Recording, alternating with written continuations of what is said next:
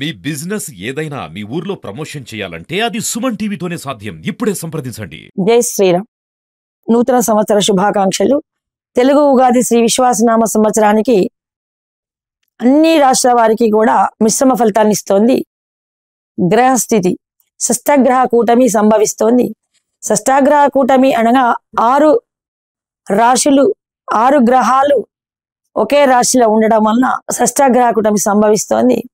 అయితే కొన్ని రాశుల వారికి ఏలినాటి శని ప్రభావం మొదటి రాశి మేషరాశికే ఉగాది నుండి అనగా 29వ తారీఖు నుండే 7.5 అంటారు. ఏలినాటి శని ప్రభావం వలన కాస్త ఇబ్బందికరమైన పరిస్థితులు ఉంటాయి.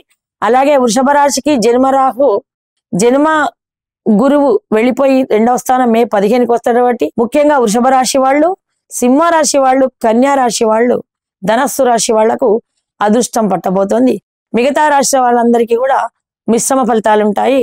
అయితే దీన్ని ఏ రాశి వాళ్ళు విపులంగా దేవాలయానికి వెళ్ళి బ్రాహ్మణికి ఎంతో కొంత దక్షిణ సమర్పించుకొని సమగ్రంగా వాళ్ళ రాశి ఫలితాలను పొందాలి. దీన్ని తెలుసుకోవడం వల్ల ఏంటంటే ఇప్పుడు ఏదన్నా ఖర్చు పెట్టుకోవాలంటే మనకు ముందే తెలిసేదేంటి వ్యయము ఆదాయము 2 వ్యయం 14 ఉంది అంటే 12 లాస్లో ఉన్నారు మేషరాశి వాళ్ళు.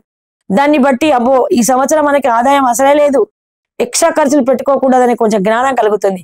అలాగే నేను ఉదాహరణ చెప్పాను, ఏ రాశుల వారికి ఎలాగా ఉంది ఆదాయ వ్యయాలు ఎలా ఉందో దాన్ని బట్టిని మనం ఖర్చును ప్లాన్ చేసుకోవాలి. దానివల్ల కొంచెం మేలుకోగలిగి అప్పుల పాలు కాకుండా ఉంటాం. అలాగే ఇల్లు మొదలు పెట్టాలి, ఇల్లు కట్టాలి, వాడు కడుతున్నాడు పక్క వాడు మెనం కట్టాలి అనకుండా చక్కటి పండితుడి దగ్గరికి వెళ్ళి తన గ్రహచారాన్ని చూపించుకొని దాన్ని కట్టడం మంచిదా లేదా తెలుసుకోవాలి. ఒకవేళ ఉన్న పాడంగా ఇల్లే కట్టడం మొదలు పెట్టానుకో తన దగ్గర ఉన్న వనరులు సరిపోవు. బయట నుంచి మున్సిపాలిటీ దగ్గర నుంచి ఇంటి పక్కల వరకు ఎన్నో ప్రాబ్లం రావచ్చు, ఇంటి పని మధ్యలో ఆగిపోవచ్చు.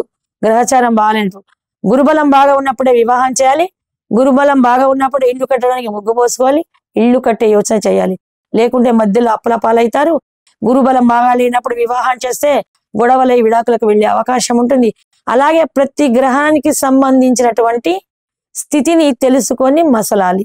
ఇది జ్యోతిష్యం మనకు దేవుడిచ్చిన ఒక వరం. దీన్ని బాగా సమగ్రంగా తెలుసుకొని పాటించడం వలన అనేకమైన శుభ ఫలితాలు పొందుతారు. జై శ్రీరామ్.